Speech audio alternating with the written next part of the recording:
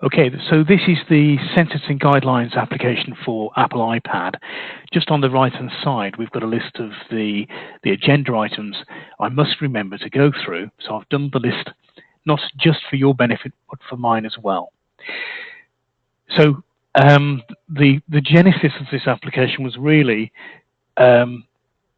providing magistrates with a better index to the offences within the courtroom. So we actually started off with firstly creating offences with a list by Act of Parliament. So therefore, if you had particularly obscure offence description, you could try and track it down through the actual Act of Parliament to make sure you've got the correct page reference. So we've therefore expanded that to give you the standard A to Z that you've got inside your A4 folder by page, just so you can go directly to a page number if you need to. And I'm clicking the Rolodex on this side of the application to either jump down to page number or to jump down to a group such as Magistrates Court Sentence Guidelines, motoring offences, theft, fraud and evasion, and it's just clicking those letters that get me down to those particular sections. So that's a quick way of jumping around the indexes. In addition to that, what we've tried to do is to put the page numbers as visibly as possible, so we can assist our paper-based colleagues who need to get to a page quickly. So that's, is designed to work alongside magistrates who prefer to use a paper-based guideline. There are still some who like paper. Okay. So using the offence indexes, you can therefore decide to go by group. So if you are doing, for example, a motoring court, most of your offences will be in this area. Okay, so let's just go through to, sorry, I'm moving the wrong thing here. Let's just go through to mark some offences, and as soon as I click a star within... Sorry, Nick. Yes. Can I ask a question, please? Yes, far away. So I've got the iPad with the alphabetical list of offences. Yes.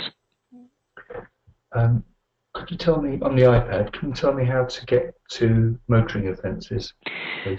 Yeah, so on the top of the iPad, on the top of that index list, we've got A to Z, page, group, and act. Yes. So if you click on group, then click on M, that takes us down to the first M index, which is in fact Magistrates Court Sentence Guidelines. And then if you scroll down that, you get to motoring offences. So what we're actually doing here is, if I start selecting offences from motoring, these get added to the pop-up favourites. So you can see I've got 3 offences there. If I just click off and add in dangerous parking, I've never had one, but there we go. You'll now see dangerous parking is the last favourite offence listed. Right. Now, what we're usually trying to do here is get our list of favourites in approximately the order of our court listing. Now, with a early first hearing or a CDH court, that probably makes a lot more sense, whereas motoring is probably all over the shop. You're therefore probably making favourite what offences you'd expect to see in a standard motoring court. Right. Okay, so I've now added in a number of favourites. The last one added is failed to provide a specimen. And let's just click through to that offence. That gives me the actual offence detail on the screen. So there's a few things I can do here. I can just tap to zoom in to that offence. I can move it around on screen. I can pinch it to take it back out. I can also turn the application into landscape. And for example, if you were using an iPad mini, i.e. a smaller screen, that might make more sense for viewing the offence. It, however, largely does depend on the type of stand you have. So I have a stand that puts it into a landscape automatically, just really a preference. We really don't care which way you use the application. So having... Yes, far away. Sorry, can I... Yeah, the thing that I found a little bit off-putting on these pages, and I've learned to get rid of it, is the bar at the top. And I find it really helpful not to have that there, actually, because it sometimes just cuts off a bit of the stuff there, doesn't it? Yeah, that's a good point. And towards the end of this session, we'll go into preference and settings, where you can, firstly, you can make the top bar more transparent, so it has less of an impact, and you can indeed remove it. The reason it's there by default is that we discovered magistrates got into the page and didn't know how to get out again. So it's there for a reason until you work out how to get rid of it. Right. Okay. Thank you. So having got through to this offence, now from your guidelines, you know some offences are 2 pages of description. So you can swipe right and left to get to the facing page. You can also tap to the right, and you can tap to the left, and that'll move it between pages. And finally, if you've completed this offence, you can click the favourite button at the top to jump to another one. So, for example, dangerous parking. That's how we jump between favourites to get to different places.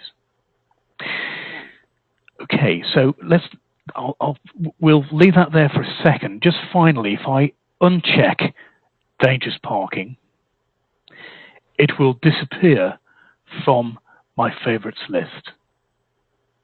So therefore, if I go to an offence such as insurance certificate failed to produce, I can make it favourite from the offence guideline, and I can see it now within the list of favourites. Could you just go through again how you make it a favourite, please? Yes, indeed. So I can make an item favourite from 2 places. Firstly, the star upon an offence will make it favourite or not.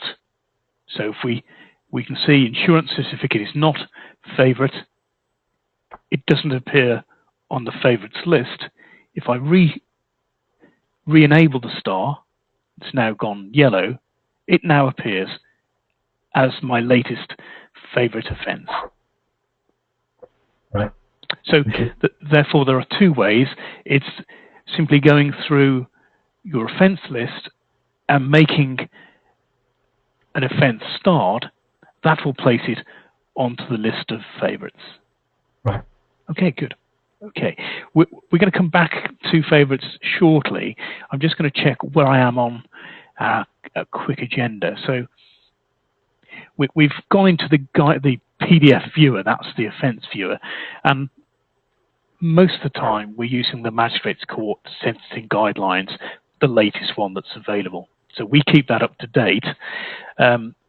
We also put into the application indexes to the explanatory material which is inside that guideline. So for example, fine bands D&E, if you need information on that, that's located there. And if you wanted to reference that in the retiring room for a particular issue, you can make it a favourite, and we then have put that favourite into a different group of explanatory material. So the favourites essentially, they're a filtered list of favourites for offences, explanatory material, additional guidelines. Right. So if we make a couple of these favourites, you'll see they now appear upon guidelines. And we also have the same with bench books. So you've got adult, family, youth, crown and companion to crown court. Nick, sorry, I've got a knock at the door. I'll only be a moment. No problem, please come back to us. Okay. I'm just going to hit some mute buttons so we're just not disturbed for a moment, okay. So we're back on favourites.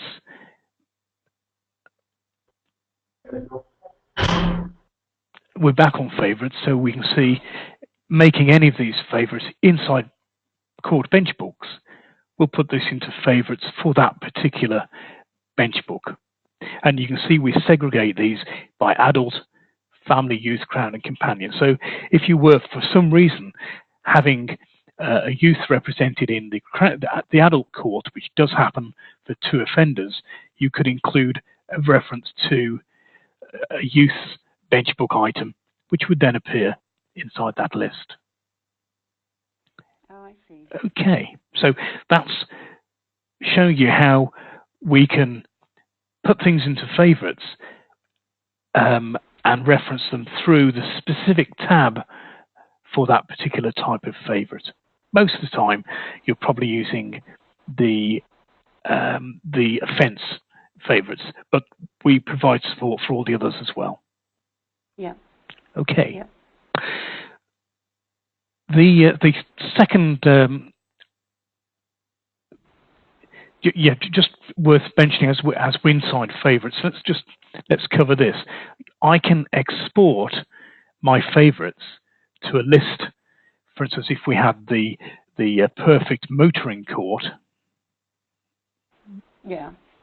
I could export this set of favourites so that, having spent a lot of time building up this magic list of motoring, I could save it and for use later on. Now, what that actually means is, having exported it to favourites, what I'd like you to do is to save it onto your PC, and I'll show you how that's done towards the next bit when we get onto my documents, which is further down our list. Right. Okay, so that's exporting favourites. So if I clear the favourites and I import the favourites, I have a motoring court.zip, and all those favourites are now re-imported into the census guidelines. So let's just reinforce that message for a second. Let's clear favourites, and let's presume we're going to do an adult court for, I'll just go down to group violence. So we'll do an adult court. We'll have a couple of Friday night punch-ups, a common assault. We'll have some inflicting, a couple of witness intimidations, assault by beating. So in other words, I've now got this perfect adult court, including a couple of pronouncements. I know these don't make judicial sense, but the point's made. So favourites, pronouncements, we've got those there. Disqualification until passed, for example. And going back to favourites, I can export these to my adult court.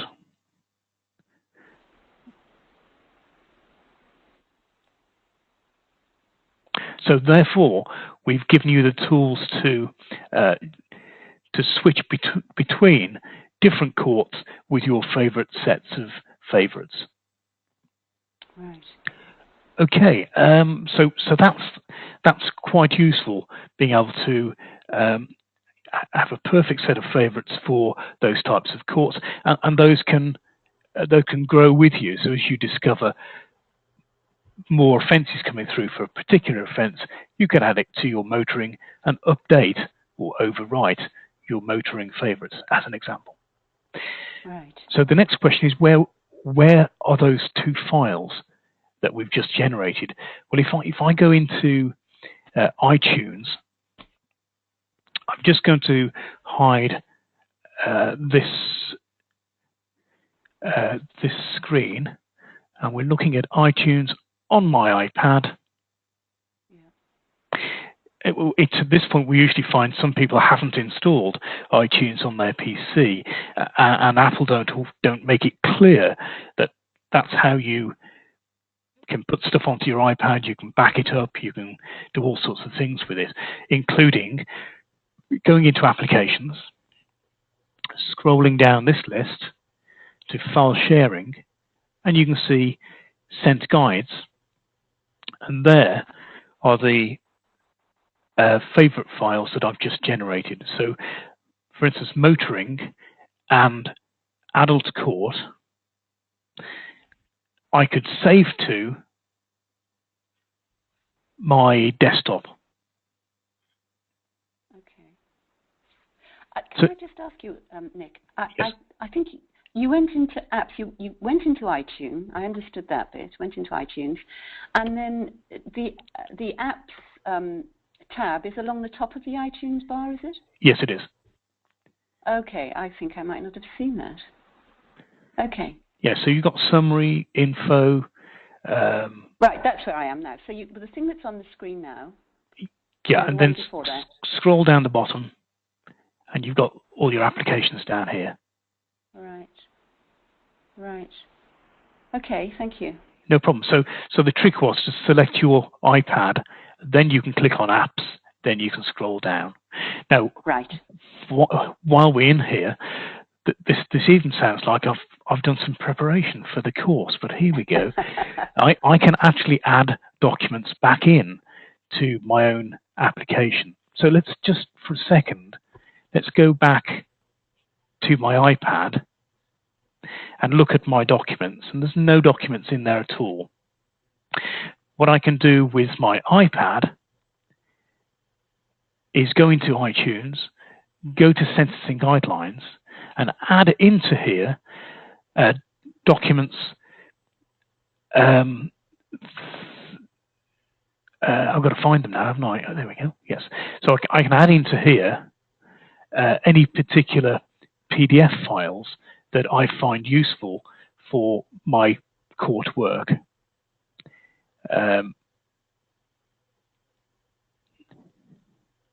So here's a list of PDF files that I find useful for my particular court. So we'll just add these back in. And I've just clicked the add button. They're now being copied to the iPad. And if I minimize iTunes, go back to my iPad and refresh that list of my documents, I can now see penalty guidelines for non-police prosecutions. That's something I've had from my previous justice clerk.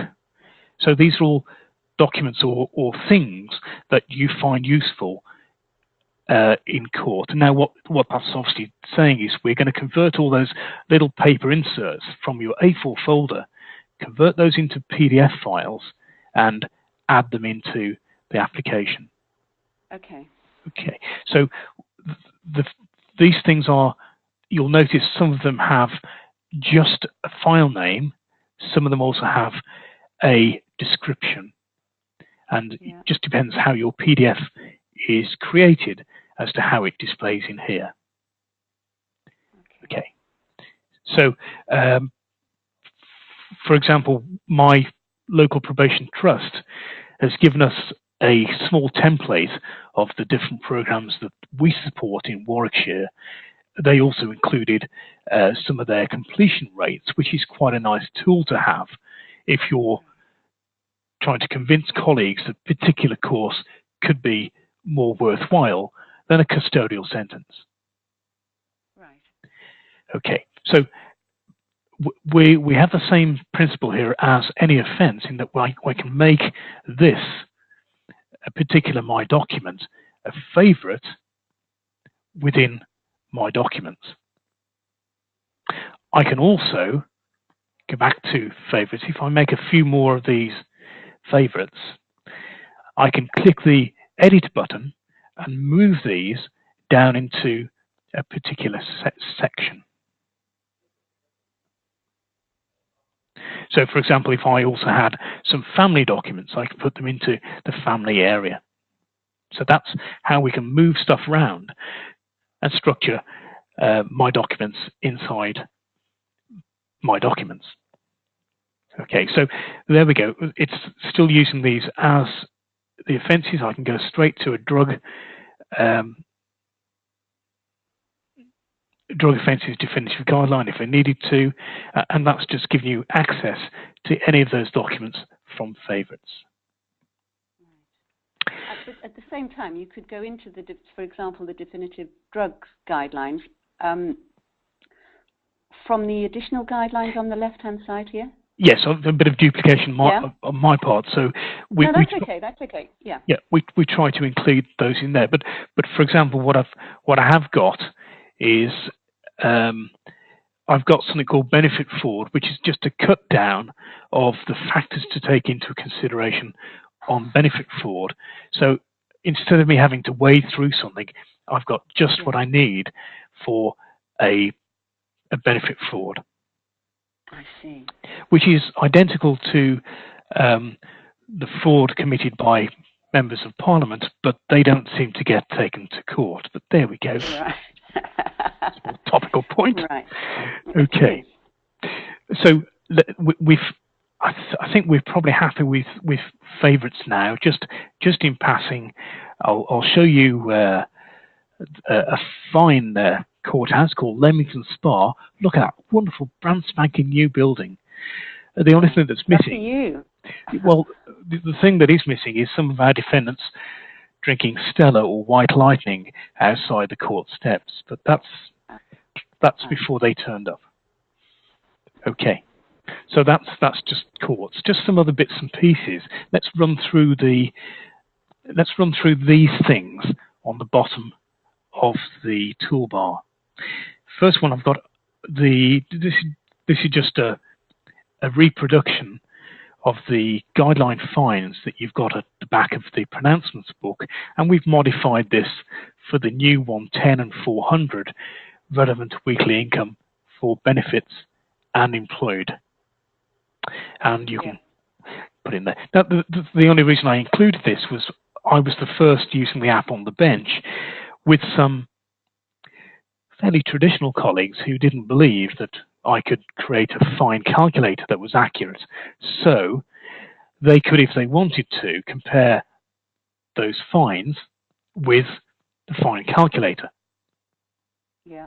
Okay, so it was just done as a simple exercise in case I needed it. And this is quite useful for your motoring court. So let's run through a couple of fairly simple fines first. So quite simply, A, B, C, D or E fines, and as you click those, you can see the fine before plea and fine after plea both change. So based on a third discount, a third off 600 is 400. If it was a motoring court with a failed to provide any information, it would be a not guilty, which is entered for that offence. So let's go back to the third off. A quarter off could be a guilty plea after the first hearing, 10% on the steps of the court, and not guilty for a found guilty at trial. So that's all fairly obvious. Now, 400 and 110 are the only two figures we provide defaults for, but you could go by weekly and enter a weekly income, and that'll work it all out for you. So a fine after plea for £1,200 weekly gives you a fine of 1,800. Or if that was a monthly figure, you can see it's 415, or we could do an annual figure of say £36,000, and that works it out back to the weekly fine. Okay, so third off and so on. We also give you some sample cost figures. So these are costs that I see in my court. So 60 quid for a standard agency prosecutor, 85 for a Crown prosecutor, 145 for a particular type of case management hearing, or you can go into here and agree as a bench, because of limited means, we'll do a £30 costs for this particular offence. So you can jump into this particular area if you need to. Now, what also happens on some benches, who said there was such a thing as a standard, some benches actually set their fine outside of the guidelines. So, for example, for driving across London Bridge in London, you might get a £50 fine, standard costs, and the victim surcharge of £20 for that offence. So in other words, it just gives us the discretion to come up with a fine that is just and appropriate, even if it's slightly outside the guidelines of the court. Yeah. Okay, now, just mention victim surcharge. You can see it's set to 10%. If you still have offences that are committed before October the 1st, you can change that back to 15. Otherwise, 10% for most offences coming through. Right. Okay, I'm just going to cover some other bits and pieces on the fine calculator. If you're doing a motoring court and you've got someone doing a 35 in a 30 compared to 55 in a 30, it might be appropriate to reduce the starting point for that particular Band A fine. And you can see doing that, it's still within the guidelines, but allows you to do it with a bit more accuracy, if you like. So you could discount to 30% if it's just over the 30-mile-per-hour limit. And correspondingly, if there's an aggravating factor, speeding outside of school, or speeding in a restricted area or an urban school area, you could increase the aggravating factor for that offence. Yeah. Okay. So let's just finish off the fine calculator with, I'll just hit the reset, and that puts me back to 400, third off 10%, which is a pretty good default. We'll give it some costs of £60, and we'll have multiple fines. So this is a scenario where you've got a motorist who's been done on the same speed camera on 3 occasions in the last week. So the first one is an A-band fine.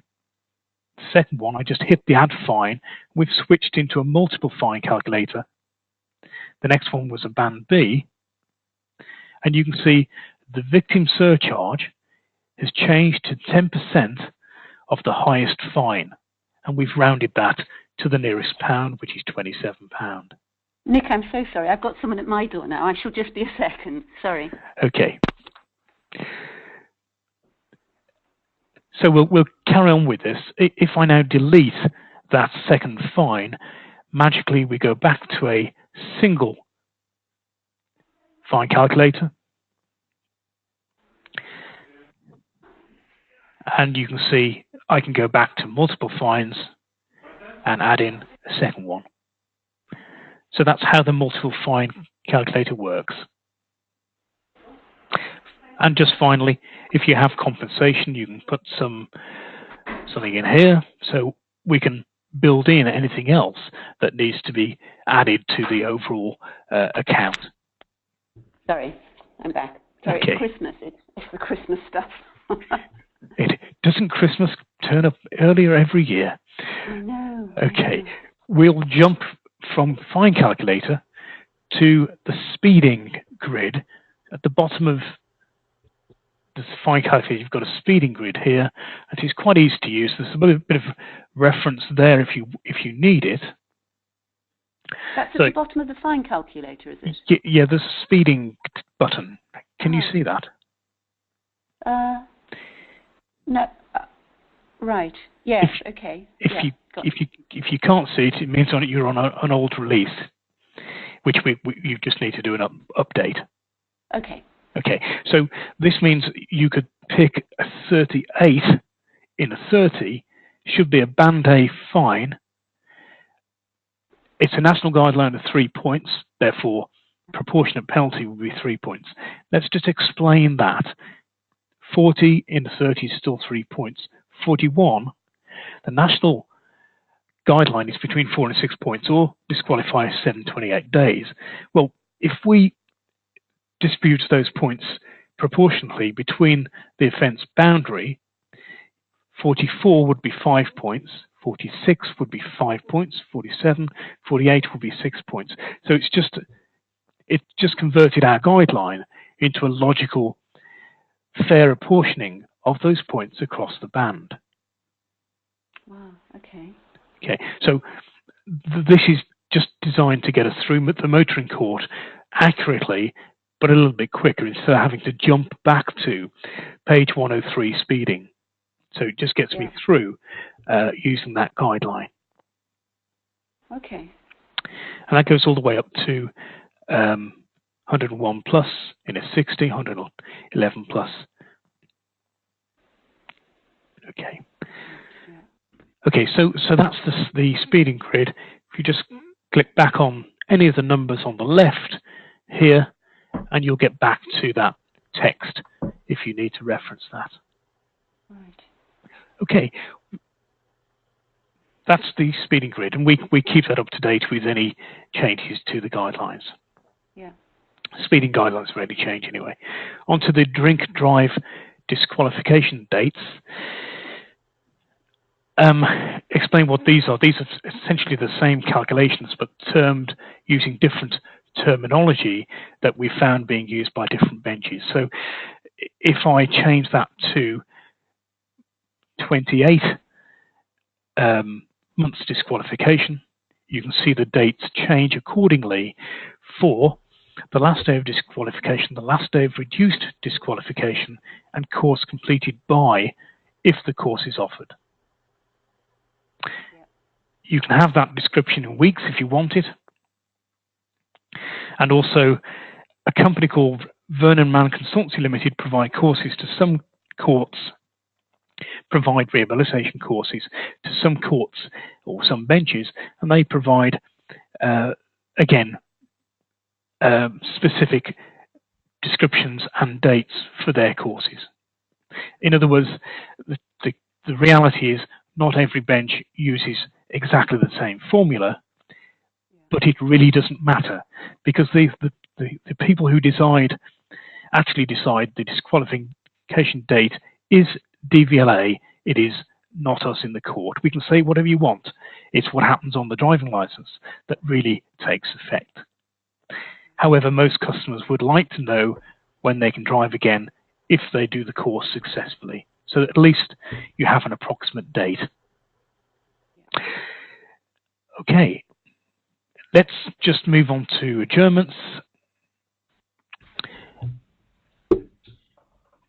In the next version of sentencing guidelines, we've actually expanded this to give a lot more dates. So you may actually have a different version on screen. So I'm going to skip over that one quickly because it's possibly inaccurate on my particular version. Okay, what I'd like to touch on now is some of the customization and setup within the application. So if I press the home button on the iPad, I close the iPad, I close the application from screen, I then double click the home button, and this shows all the applications that are running on my iPad at the moment. And if I click and hold, I can close sentencing guidelines. So sentencing guidelines is no longer running on the application. I can then go into settings. I can scroll down the bottom of my settings. I can click on sentencing guidelines, and I can start to change the way the application behaves. So, for example, if I would prefer to use group index every time, I'm, for example, this week I'm sitting in family. I can change my bench book and pronouncements to family. And I prefer to use months and days for my drink drive disqualification dates. And, for example, we've just had the Sentencing Council increase the relevant weekly income for employed and benefits to those new figures. And I'd like to turn off rounding, which is that one there.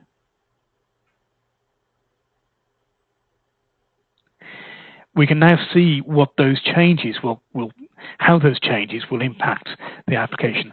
And finally, I think it was Vivian who mentioned the toolbar. I'm going to automatically hide the toolbar. I'm also going to make it transparent for when it does appear. So now having... Nick, yes, Steve. Can I ask a question, please? Sounds very stupid, but I'm in sentencing guidelines on the iPad. Yes. How do I come out of it? I don't know how to do that. On the edge of your iPad, you've got a button similar to this one here. If you simply click that once, right, that takes you back to what catches people out. Yeah, you have to do a double click. Have to do a double click on sentencing guidelines. No, that's just taking me back to sentencing guidelines. Yeah, let me do that again. If I start sentencing guidelines, so that's on screen. If I click the home button, which is this button here, if I click that once, that takes me back to the iPad screen, but the application is still running in the bottom. Now, the point being, you have to stop sentencing guidelines. Let's get into that page, please. Oh, you mean getting to that page here? Yeah. Okay. What I'm doing is double-clicking this button twice. The left-hand button. Yeah. Okay, got it. Okay. So the message there was you must close sentencing guidelines, really close it here before you can make any change to settings. Got it. And then how do you get to settings, please? Just click on the settings icon wherever you see it. Yeah. So we've gone to settings. We've scrolled down to the bottom, and there we have all the settings for sentencing guidelines. Okay. Thank you very much. No problem. That's fine. Okay. So let's go and see what changes those settings have made. Well, first of all, we've set group as the default index. We said we were doing family court, so family selected. Pronouncement cards are also family. We made a change to our fine calculator. You can see 420 and 120 were those new relevant weekly income. And we made a change to the drink drive disqualification dates to use months and days. Finally, the other change we made was within offences. You can see the top toolbar is now a very faint grey, and as soon as I start working with the page, for example, make it full screen, or the top toolbar has disappeared. And to redisplay the toolbar, I simply tap at the top so I can get to the done button. Let's just do that again.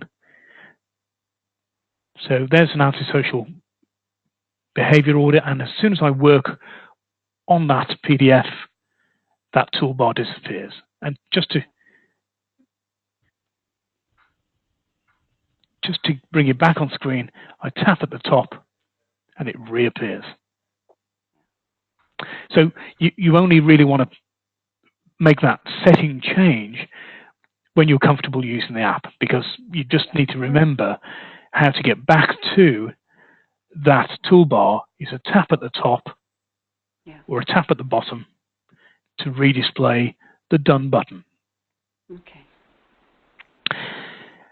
Okay, and there appears, I think I also need to touch upon updates, which I missed out.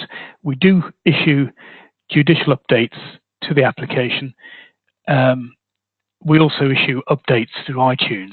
So if it's just a judicial update, we can download that through here. Yeah. If it's a functional update, in other words, a new widget or a new tool, that would be an update through your App Store on the iPad itself. How would you get notification of the second one? That's really with the update badge that appears on App Store. So you would have a symbol similar to this one appearing upon App Store. Right. Okay. Now, so at the moment, my App Store doesn't have any updates required. They're all downloaded. And the next thing I'd like to show you is what happens if you give your iPad to grandson or granddaughter and they start deleting stuff off your iPad. So I've just deleted Sentencing Guidelines, or I've lost it. If I go into App Store,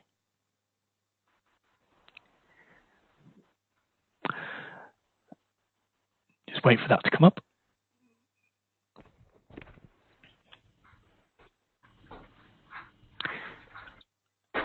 I can look for sentencing guidelines not on this iPad.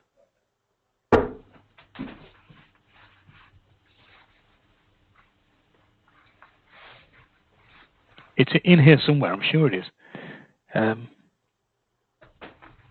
If you see me go past it, just shout, will you? Okay, I can't find it. So let's just go up to the top here and do a search for sentencing guidelines. And there we have sentencing guidelines. I can reinstall the application onto the iPad. So just making a small point, if you lose it, you don't have to repurchase it, you can just reinstall it. So the magistrates who help us with beta testing are usually flipping between using the next release for testing, and then when they go into court, they may reinstall the sentencing guidelines. Right. When you went into, having deleted it, you went into the App Store. Yep. And then you pressed the button that said not in the App Store. The button said not on this iPad. Sorry. Yes. So why did you do that? Because I was because it wasn't, because you deleted it. Yeah, because I deleted it. It was no longer on this iPad. I wanted to find it inside the not on the iPad list, hoping it would be a short list, when in fact it was a massive list. So I reverted to the search to find the application. Okay, thank you. Okay. So, having deleted my application, two things have happened. First of all, I've lost all my favorites. So, you can see they're all blank. I've also lost all my documents because the application container has been deleted. And just for reference, I can go back into iTunes. I'll just hide my tablet for a second. And I can go back to, here we go, back to the Apps button, scroll down, click on Sentencing Guidelines, click on Add, and there's all my PDFs. We'll add those. And those who remember our motoring court, I can also add back in that highly prized motoring court favorites. and that's now re-added into the application. So if we come back to my iPad, we do a refresh on those documents, I can go back to favorites, I can import my motoring favorites. Hey presto, we're back in business, ready for a motoring course. Right. Well, This really does. In order to go to my iTunes, I have to connect my iPad to my PC. Yes, usually you can also configure it to use Wi-Fi, but at least just start with the cable before you become an expert on sync over Wi-Fi. Yeah. Okay. Okay. Good. So that's shown that you can save all those favorites off to your desktop or to a folder on your PC. What we generally do is I generally keep a folder of all the items I wish to add into the application on my PC, so I can continually re-add them back into the iPad if need be. Just some other quickies. If I just hide this again, hide reflection. If you go to the support website, which is support@ambe.com, we have a files and resources which I've uploaded. So these are some things that you might find useful, and feel free to add any resources you have. And we also have forums where you can go into the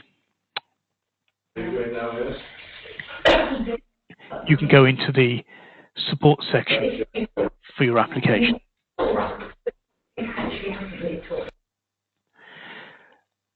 Okay, so let's just check if we have any final questions before we complete our session today. Any questions that you would need answered? Can I ask a question, please? Yes, Steve. I don't know if you can answer this. The iPad is my wife's, and she bought the app on her sign-in for iTunes. Yes. After what you said, it appears I should have my own iTunes on my PC in order to do all the things that you said. How can I transfer it over? That's a good question for Apple, really. I believe you cannot transfer between Apple IDs.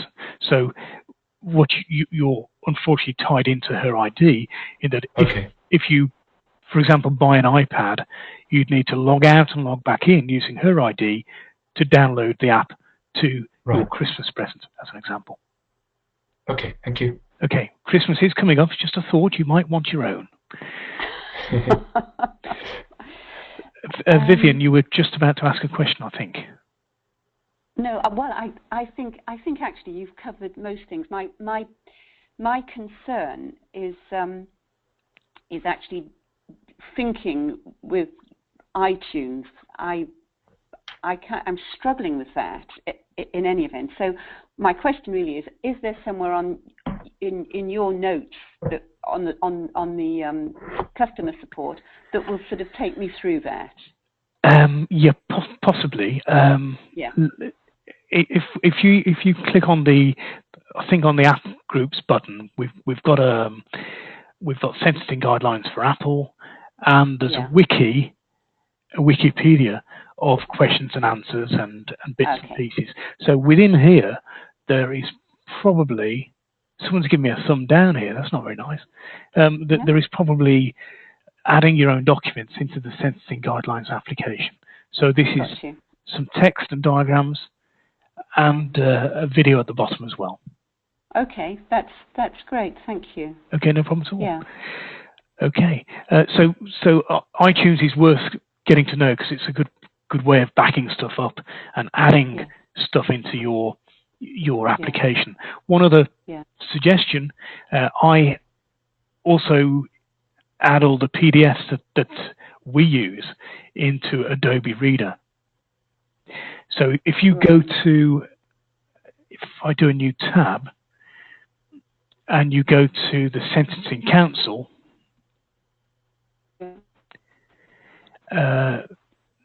sentencing.